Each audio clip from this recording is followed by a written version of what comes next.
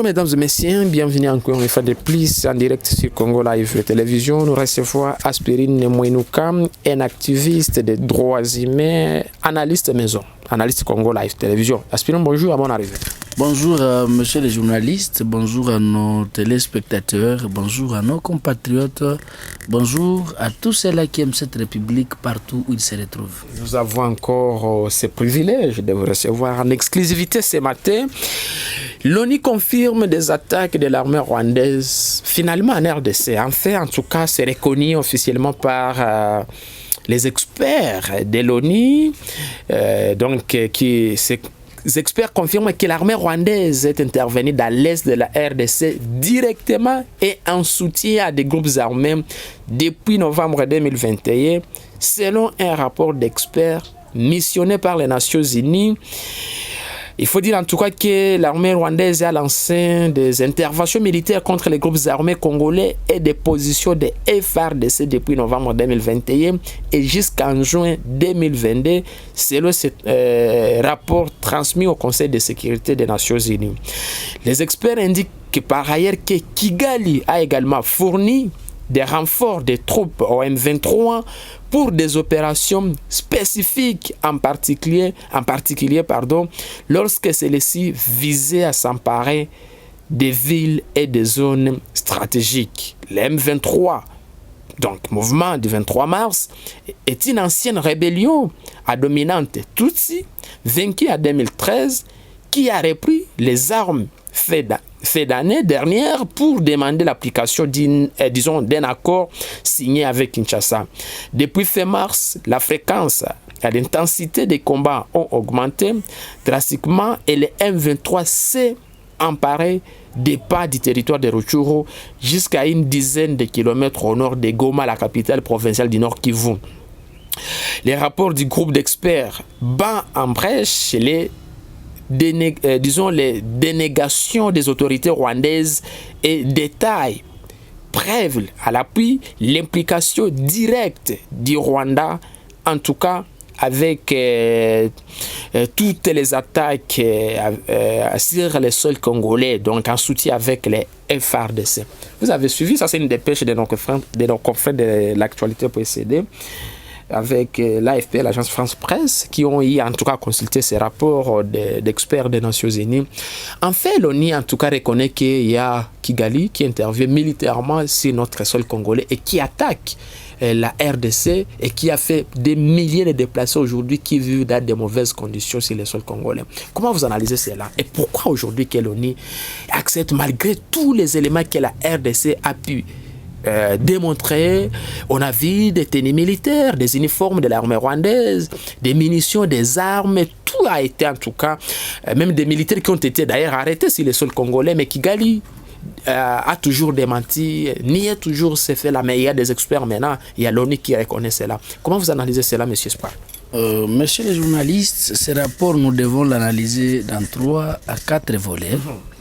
Premièrement, il faut savoir, avant que nous parachutons sur les analyses, que si les experts ont fini par mener de bonnes enquêtes, des enquêtes dignes de soi, c'est puisque nos FARDC, premièrement, c'est à eux que nous devons d'abord féliciter. Nos FARDC, puisqu'ils ont capturé les militaires rwandais sur le sol congolais, qui sont parmi les preuves irréfutables.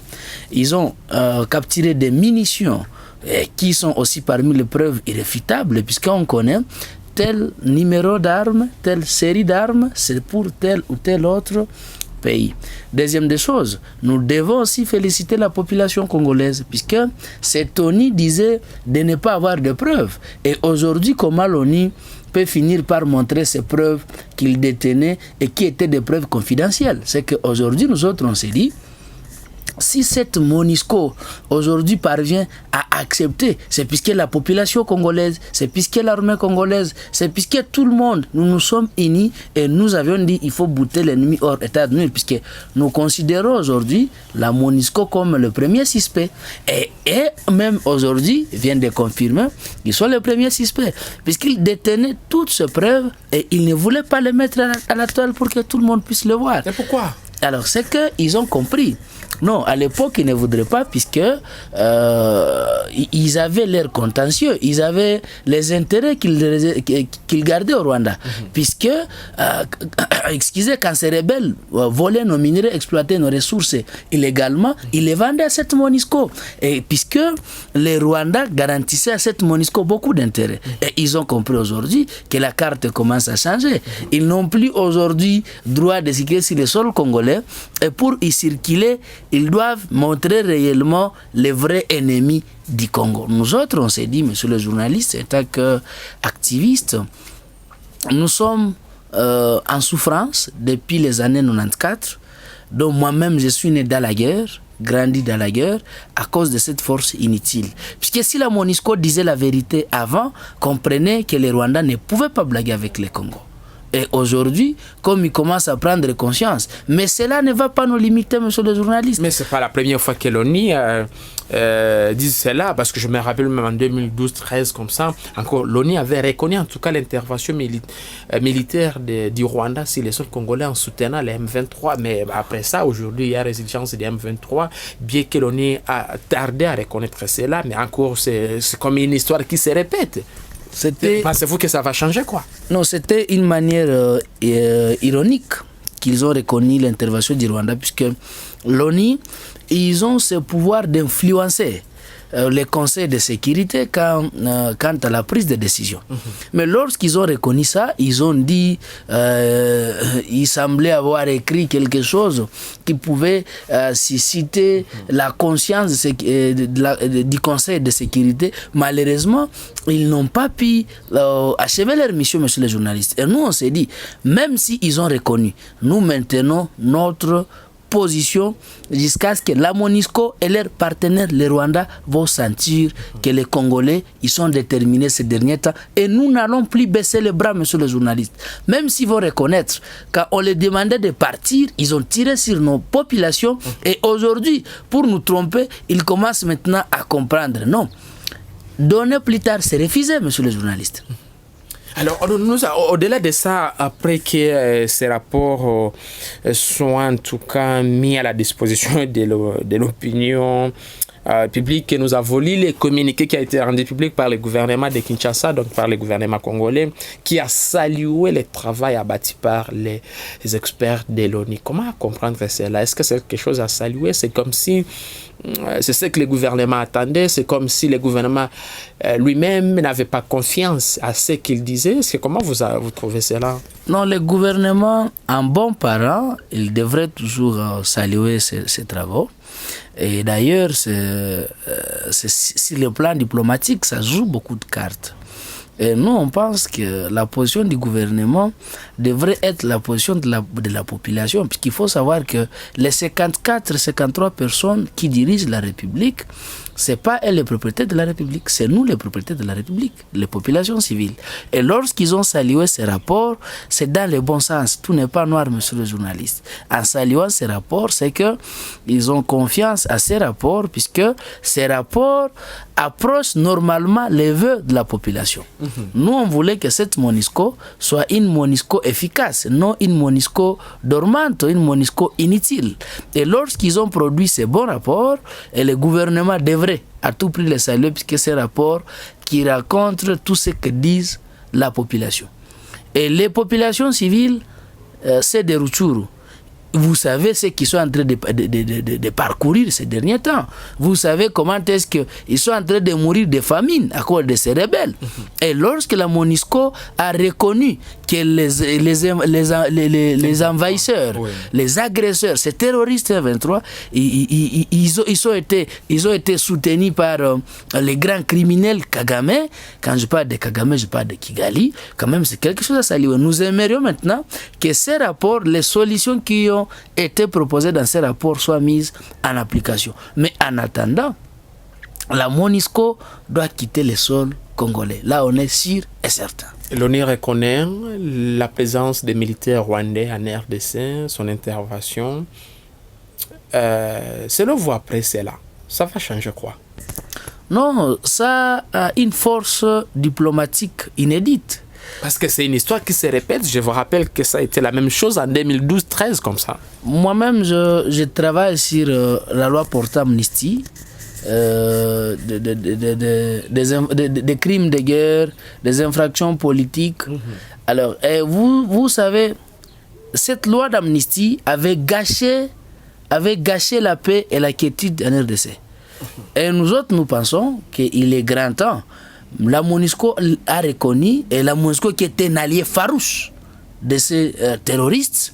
Et comme ils ont reconnu, ça va changer la carte, monsieur le journaliste. Nous autres, nous mettons pression qu'il y ait des sanctions graves à l'encontre de ceux-là qui ont violé des accords internationaux. Et ces accords, monsieur les journalistes, je peux citer comme au niveau de la région des Grands Lacs, personne ne peut soutenir un groupe ou bien les personnes qui veulent troubler la paix dans un pays voisin ou bien chez l'autre. Mais lorsque M. Kagame a soutenu les M23 depuis 2012, il revient encore en 2021, mais ça devient intolérable. C'est que, comme ils ont reconnu, nous allons nous appuyer sur les rapports de 2013 quand l'M23 est venu, et nous allons encore nous appuyer sur ces nouveaux rapports. Et c'est fini, monsieur le journaliste. C'est que moi, je pense, comme je l'ai toujours dit, M. Kagame doit éviter cette politique. Nous savons qu'il y a ceux-là qui sont venus, ils se sont dissimulés dans l'armée, il y a ceux-là qui sont venus, ils se sont dissimulés dans la population. Et nous pensons qu'il est grand temps d'enlever les mauvaises herbes, monsieur le journaliste.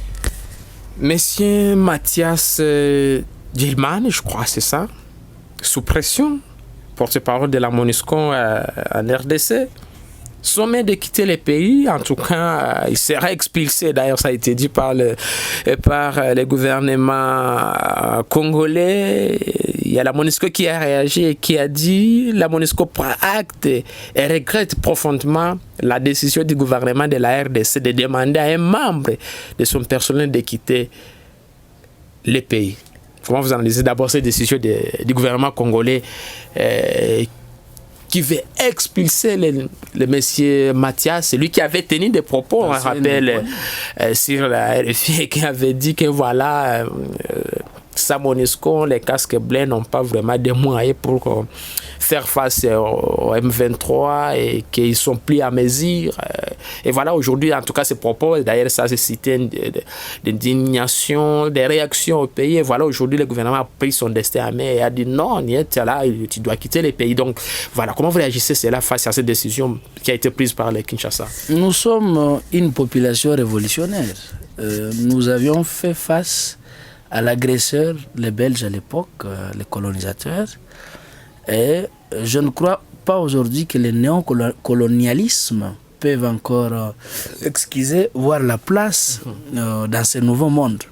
Et nous, on s'est dit, la décision de notre gouvernement, c'est une décision salutaire.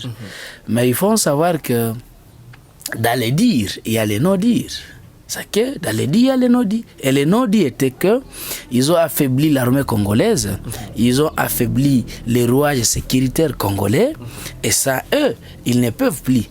Ce que je peux vous dire est que les informations, la MONUSCO, ils ont toutes les informations sur le Congo, sur la situation sécuritaire, et la vraie question qu'il fallait se poser après les propos de cet impoli Mais ça, c'est trop quand même, s'il vous plaît. Impoli. S'il vous plaît, il faut utiliser quand même des termes un peu courtois. Ça, c'est une émission scientifique, s'il vous plaît. J'assume mes mots. Il ne peut pas dire que ça, eux, nous ne pouvons pas vivre. Ça, c'est négliger nos vaillants de l'FARDC.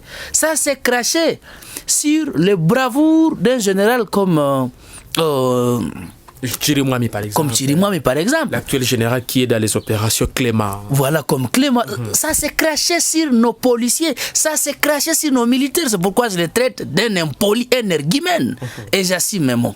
Et moi, je pense, monsieur le journaliste, après les Mathias, dont je n'ai même pas bloqué son nom, ça sera le tour de Bintou Keïta et toute la MONUSCO en général.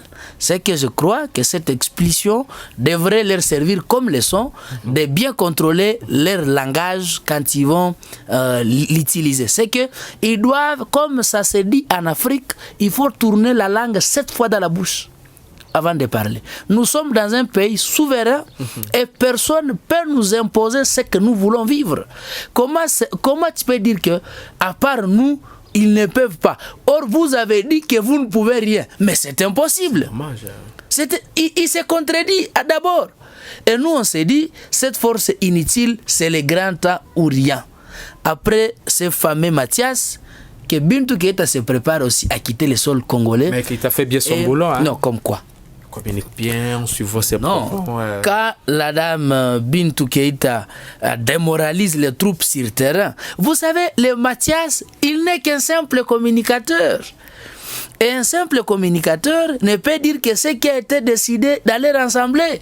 C'est que la MONUSCO, ils ont dit, comme nous avons toutes les informations, et nous vendons nos informations aux rebelles, nous vendons nos informations aux pays agresseurs, comprenez que, à part nous, ils ne peuvent pas, puisque nous vendrons ces informations. Et ces garçons en perte de vitesse, d'ailleurs, il est non agrata depuis longtemps, puisque bon, je ne veux pas dévoiler sa vie privée, mais nous, il a communiqué ce qu'il pouvait, mais nous autres, ils ont vu la décision que le gouvernement s'est rangé derrière la population, et nous voulons leur départ.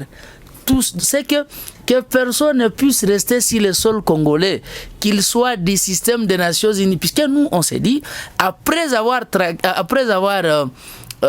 fait partir la MONUSCO en général, même on va tout faire pour enlever ce système des Nations Unies. Ces organisations, il y a la PNUD qui est dans ce système, il y a pas, mais les autres, puisque nous savons comment est-ce qu'ils collaborent. Ces systèmes, ils ont appauvri l'Afrique en général. Et nous nous sommes dit, la RDC, c'est le socle du développement. Et lorsque nous allons nous décider pour le développement de ces pays, puisque vous avez vu la population, nous sommes aujourd'hui déterminés, c'est que nous sommes à l'écriture d'une nouvelle ère pour ce Congo. C'est que l'ère qui est en train de s'écrire, c'est l'ère où Kimbangu avait dit qu'un Congolais vivra comme le Père créateur le voulait. Et nous sommes à cette époque de l'histoire, monsieur le journaliste. D'accord. Alors, monsieur Espoir, nous tendons vers la fin de cet entretien.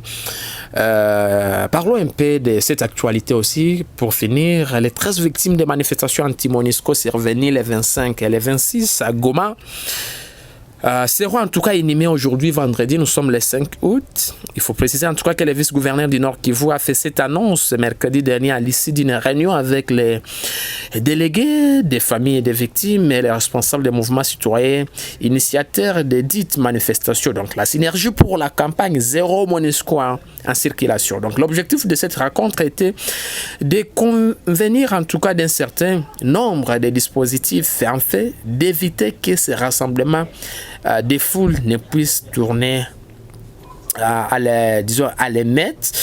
D'après des sources du cabinet du gouverneur, l'autorité provinciale a décidé en tout cas, entre autres, que toutes les victimes soient enterrées à Goma, notamment au cimetière Macao. C'est pas Goma, on rappelle que c'est à Nyiragongo, près de Goma. Aussi, aucune cérémonie. Bon, en fait, ça a été. Mais il faut dire qu'une cérémonie parce qu'on a lu, en tout cas, les communiqués qui a été signé d'ailleurs par les gouverneurs militaires. Comme nous restons avec quelques minutes, permettez-moi que je lise ça vite. Le communiqué du gouverneur qui a été publié hier soir, communiqué officiel, Son Excellence, Monsieur le gouverneur de la province du Nord, qui voulait le lieutenant général Ndima Kongba Constant, porte à la connaissance de la population de la ville de Goma qu'en vue de rendre les derniers hommages à nos compatriotes morts lors des manifestations anti-MONUSCO qui se sont déroulées les 25 au 27 à Goma, des funérailles dignes seront organisées à leur intention ce vendredi 5 août à l'esplanade voilà, du stade de l'Unité. À partir de 8 heures, l'inhumation interviendra les mêmes jours au cimetière de Macao. Pour ce faire, il invite en tout cas toute la population à observer une pensée pièce à mémoire de ces disparus. Les programmes, parce qu'il y a un programme également, c'est tout à l'heure, monsieur Espoir, je vois un programme à 8h, mise en place, terminé à 10h, levée des corps à la morgue de l'hôpital provincial du Nord Kivu, 10h30, installation des corps, 11h à 12h, exhortation, 12h à 13h, dépôt des gerbes des fleurs, recueillement. Excellence, messieurs les gouverneurs, sera là, le commandant de la 34e région militaire, programmé aussi, le commissaire provincial de la PNC, programmé également, messieurs les maires de la ville de Goma, programmé, les membres du comité urbain de sécurité, les membres des familles aussi, vont rendre leur dernier hommage, en tout cas, aux listes disparus. Il faut dire que de 13h à 14h, départ pour le cimetière Macao, suivant l'itinéraire qui a été bien sûr détaillé dans ce communiqué, et mis en terre à 14h à 15h30. Voilà un programme, mais on signale en tout cas la présence du gouverneur, les maires de la ville, les commandants de la 30e région militaire. Alors, comment vous suivez ces programmes? Parce que nous tendons vers la fin de cet entretien. Aujourd'hui, nos compatriotes seront en tout cas inhumés. Les personnes qui ont été tuées, selon les organisateurs des manifestations, ces gens ont été tués par les casques bleus de l'ONU. Un dernier mot dans moins d'une minute. Je tiens à préciser que nos compatriotes sont des martyrs d'une lutte contre les occupants, des envahisseurs, les fournisseurs de munitions, les bailleurs de fonds des groupes armés, les bailleurs de fonds de l'M23 qui est la MONUSCO. Et nous, on s'est dit que la population congolaise, nous devrions tous observer la journée ville morte pour les accompagner, comme a été dit dans les communiqués du gouvernement, quoique c'est un peu voilé. Je tiens à rappeler d'abord que nous étions, j'étais dans la délégation qui avait rencontré le ministre de l'Intérieur quand il était à Goma. Je n'avais pas eu le temps, la dernière occasion pour rencontrer aussi les gouvernements. Mais nous, on s'est dit, la lutte continue puisqu'on ne peut pas accepter que nos compatriotes soient abattus vachement par cette force inutile et qu'on croise les bras. Tout Congolais, partout où vous êtes, aidez-nous à faire partir cette force inutile d'occupation occidentale qui est la MONUSCO. Merci beaucoup fait de cet entretien, mesdames et messieurs. Merci de nous avoir regardé. On fixe un rendez-vous demain pour un nouveau numéro en exclusivité sur Congo Live.